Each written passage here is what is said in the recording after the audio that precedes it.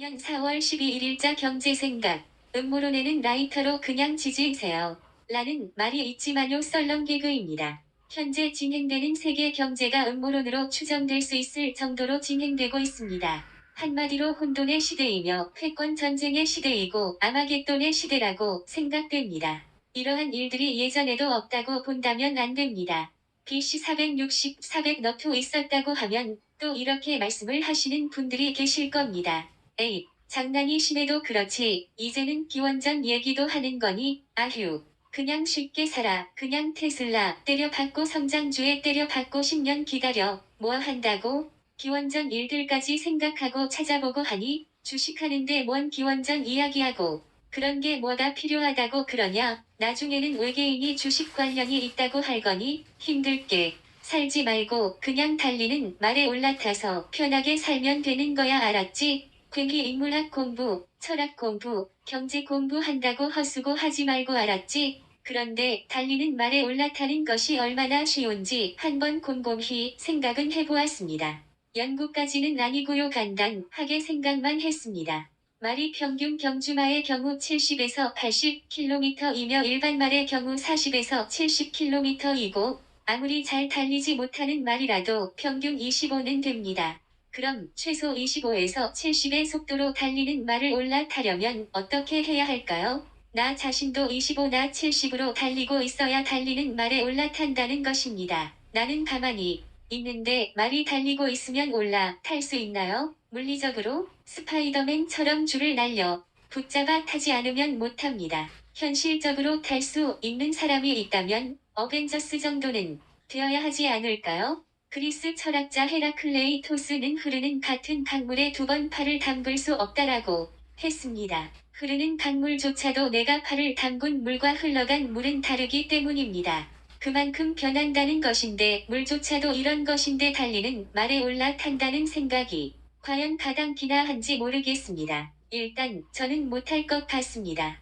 BC 460에서 BC 400년인 무엇이 있었길래 이런 이야기를 하나 싶으실 겁니다. 투키디데스의 함정이라는 것이 있습니다. 헬라스 문명 세계를 양분했던 기존의 강대국 스파르타와 떠오르는 신흥 국가인 아테네의 관계에서 꺼져가는 국가인 스파르타에게 아테네가 패하는 결과가 펠레폰네소스 전쟁사에 나옵니다. 이렇듯 기존의 강대국과 신흥국 사이에서 패권 전쟁이 일어나는데 기존의 강대국이 이기기는 하지만 강대국도 서서히 멸망하고 신흥국이 패권을 쥐게 됩니다. 이러한 것을 미국은 더욱더 잘 알고 있으며 철저한 연구와 분석에 대한 지원을 국가적으로 하고 있고요. 여기에서 말씀드리는 것은 기존의 미국이 쇠장해져 가는 국가임이 분명하지만 아직은 아니라는 것이고 패권에 대한 전면전이 된다면 어떠한 수단과 방법을 동원해서라도 이기고 본다는 겁니다. 이러한 일들은 그전에도 있었습니다. 1. 2차 세계대전이 그러했고 미소 분쟁이 그렇고요.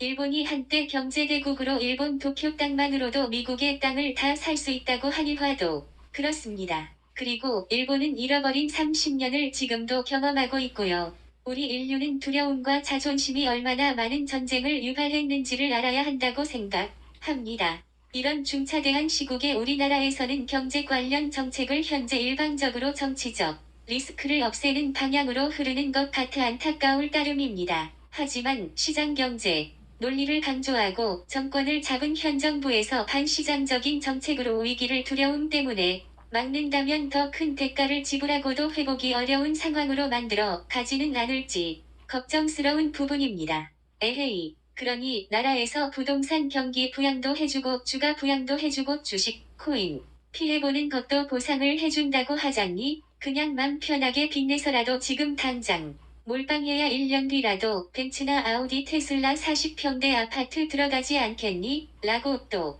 생각하실 분들이 계실까봐 염려됩니다. 현재 전 세계 경제 상황이나 한국 경제 상황이 녹록치 않은 실정인 것을 다들 아시고 계실 테지만 13개월 우리나라는 무역 적자가 심각해지고 있는 실정이며 수출로 먹고 살아가야 하는 나라에서 중국의 눈치와 미국의 눈치를 보며 겨우 생존의 호흡만 하고 있다고 느끼지 않으신지요? 저는 이러한 상태에서 부동산이나 주식시장이 코스피 3600을 회복하여 다시 한번 3년 전 코로나 팬데믹처럼 상승하리라고는 보지 않습니다. 그때와 지금은 또 다른 현실입니다. 마치 흐르는 물 속에 두 번 발을 담궈도 같은 물일 수 없는 것과 마찬가지라고 생각합니다. 왜냐하면 그때는 전 세계적으로 돈을 풀고 유동을 늘리기 위한 정책 공조와 공통 분모가 많았던 것이고 지금은 그러한 것을 똑같이 할 수 없는 입장이 다르다고 봅니다. 한 가지만 생각해 보시기 바랍니다. 정책 금리라는 것에 가산 금리가 붙는 것이 정상입니다. 그런데 이런 정책 금리보다 낮은 시중 금리가 정상적으로 보이시는지요? 그리고 우리나라가 미국보다 경제가 훨씬 커서 금리를 인상하지 않아도 감당할 수 있을 것이라고 보시는지요? 작년에 우리나라가 환율 방어만 하기 위해 한국은행에서 넣은 돈이 60조 가량이라고 합니다. 이것 관련 자료는 한국은행 보고서를 보시면 아실 것입니다. 어느 정도의 돈인지 감이 잘 안 오시면 한 해 국방 예산입니다. 그만큼 큰 돈이 한순간에 환율만 방어하는 데 들어갔다면 그리고 앞으로 있을 외환이 더 빠져나갈 것을 생각만 한다면 손이 떨려오지 않으면 안 됩니다. 물론 환율이 오르는 방향에 투자를 하셨다면 오르는 환율을 즐기시면 되지만 과연 몇 분이 환에 투자를 했을지 의문입니다만 환율 투자를 하시는 분이 계시다면 꼭 저에게 개인 연락 부탁드립니다. 사람들의 쏠림 현상은 투자 시장에서는 더욱더 심각합니다. 한마디로 사람들이 금과 은에 대한 쏠림이 한순간에 일어나면 달러화나 위안화는 아마도 엄청 떨어질 것입니다. 그것을 미리 반영하여 비트코인이 현재 오르고 있는 것이고요. 하지만 비트코인에 투자를 하라는 것은 절대 아닙니다. 비트코인은 실물금과 은이 오르면 더욱더 나락으로 갈 것입니다. 결국에는 아무런 가치가 없는 것에 투자를 했다는 깨달음이 오게 되면 아마도 엄청난 붕괴가 일어날 것입니다. 현재 미국과 중국은 서로 버티기 전쟁으로 들어갔습니다. 먼저 버티지 못하는 쪽이 경제면에서 지게 되는 것입니다. 그래서 저번에 말씀드렸듯이 미국은 현재 살을 주고 뼈를 취한다는 말씀을 드렸습니다. 그리고 이러한 패권 전쟁의 결과는 힘이 아닌 내부의 모순을 누가 먼저 극복하느냐에 달렸다고 보아야겠습니다. 한마디로 어디에서 먼저 내부 폭동이나 분쟁이 일어나느냐가 관건이라는 것이어서 중국은 시진핑 3년임